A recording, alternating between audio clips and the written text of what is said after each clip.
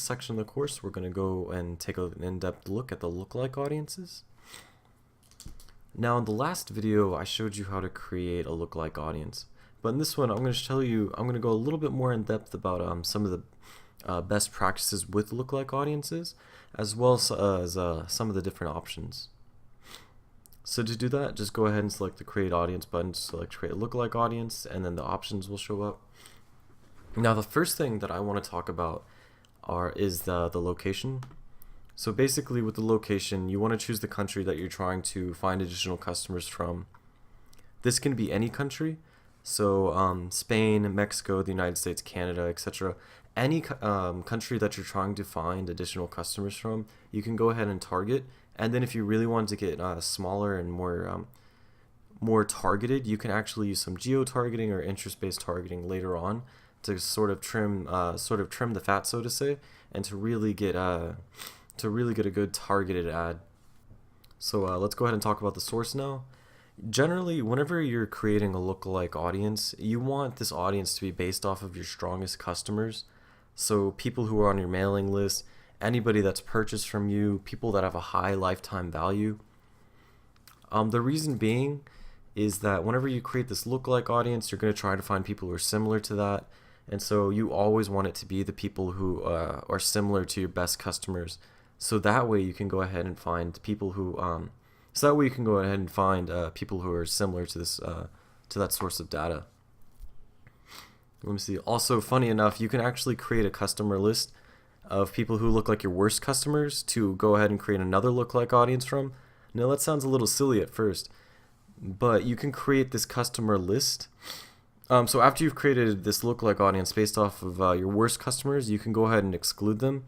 So you're actively not seeking out the people who, the people who are just bad, the people who are bad customers. So like those guys that have maybe had repeated return purchases, or maybe they just provided a bad customer experience for you. You can go ahead and try to expand. You can go ahead and try to find people who are just like that and exclude them in your targeting, which is great. Okay, so now let's talk about this audience size option. Basically, the size is going to be they're numbered 0 through 10, and basically what this means is it's just the percentage of the population that looks like that source of data. So 1% is going to be 1% of, let's just say, the United States. 1% of the total United States population that looks like that source of data. So let's say purchasers from our pixel. And then same thing for 10%. Now, as you kind of expand, that 10% is going to be obviously more broad because that's 10% of the whole United States population, which is going to be around, like, I want to say to 20 to 30 million people. Yeah, it's going to be around 20 to 30 million people. So that's pretty big. And so obviously not everybody in that audience is going to be as strongly correlated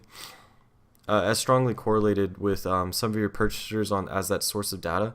However, they're still good, and you can still use this 10% audience to run advertisements with. But you can kind of start them off as at the top of the funnel and then drag them down. So hopefully people within this audience will eventually become customers after they've gone through your funnel. Now, whenever you're creating a lookalike audience, it's a good thing to keep in mind that you can create this audience from 100 people minimally, but to have an optimal experience, you need at least 1,000 people. So it's either on your mailing list or at least 1,000 people on your purchase pixel. So if we go here, once you've got everything set up, your source, your location, and you have your audience size figured out, if you select Show Advanced Options, you can create multiple audiences at once, which I highly recommend. The reason being is these audiences take about 24 to 48 hours to create.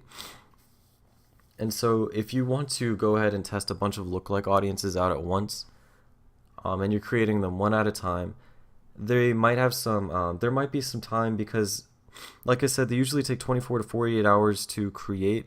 So there might be some time variation. You really want them to all finish at once. So it's best to do that with the advanced. It's best to do that with the advanced options and to go ahead and like I said, create those multiple audiences. But from here, it's always a good best practice to have the 0 to 1 selected, and then the 1 to 2, then the 1 to 2%, because these are going to be some of your best customers as well. After that, it's kind of up to you. You can go ahead and select 3 audiences, 6 audiences. If this is something that's very, very correlated, let's say people that have a high lifetime value and you have a lot of them, I would recommend going ahead and creating just as many audiences as you can from this, and then just kind of segmenting them out just a little bit, kind of like that as I've shown in the example. Just because, let me see, if you have a lot of data, the more data you can give Facebook, the better. So if you have a lot of data, then these lookalike audiences are going to be very, very strongly correlated with your purchasers. And so you're going to try to create, so it's going to be a good idea to test out as many of those strongly correlated audiences as possible. Anyways, guys, that has been lookalike audiences, best practices, and a little bit more in-depth information about them. If you have any questions, feel free to shoot me a private message, and I'll try to get back to you as soon as possible. But other than that, that's it for this video. Take it easy.